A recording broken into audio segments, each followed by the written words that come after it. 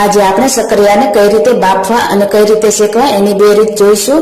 તો સૌથી પહેલા સક્કરિયાને 2 થી 3 પાણી સરસ રીતે ધોઈ લેવાના હોય છે, જેથી કરી એની ઉપર કોઈ પણ માટી કે કચરો હોય તો એ આસાનીથી નીકળી જાય। તો અહીંયા મેં સક્કરિયાને સરસ રીતે ધોઈને તૈયાર કરી લીધા છે અને સરસ રીતે કોરા કરી લીધા છે।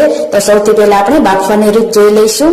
તો સક્કરિયાને બાફવા માટે આપણે આ રીતે ઢોકળિયામાં પાણી ગરમ કરવા માટે મૂકી દેવાનું છે, એમાં આપણે સક્કરિયાને ગોઠવી દઈશું।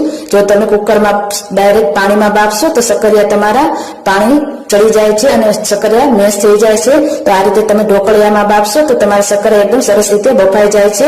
તો હવે આપણે ઢાંકણ ઢાંકીને આને 15 થી 20 મિનિટ માટે થવા દઈશું। અહીંયા મેં નાની સાઈઝના સક્કરિયા લીધા છે, એટલા માટે 15 થી 20 મિનિટમાં આસાનીથી ચડી જાય છે। તો આ રીતે ચપ્પાની મદદથી ચેક કરી લઈશું। આ રીતે તમે જોઈ શકો છો એકદમ સરસ રીતે આપણા સક્કરિયા બફાઈ ગયા છે। તો હવે આપણે સક્કરિયાને કઈ રીતે શેકવા એની રીત જોઈ લઈએ। તો એના માટે કડાઈમાં મીઠું આ રીતે પાથરી દેવાનું છે। તો અહીંયા મેં 1 કપ જેટલા મીઠાને ગરમ કરી લીધું છે કડાઈમાં।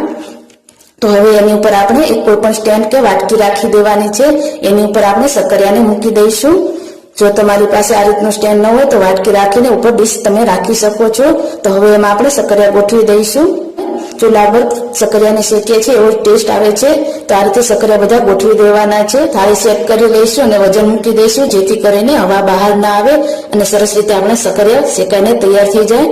આ સક્કરિયા શેકાતા 25 થી 30 મિનિટ જેટલો સમય લાગે છે। તો હવે આપણા સક્કરિયા સરસ રીતે શેકાઈ ગયા છે અને તમે ચપ્પાની મદદથી ચેક પણ કરી શકો છો। તો હવે આપણે એને કાઢી લઈશું અને છાલ ઉતારીને તૈયાર કરી લઈશું।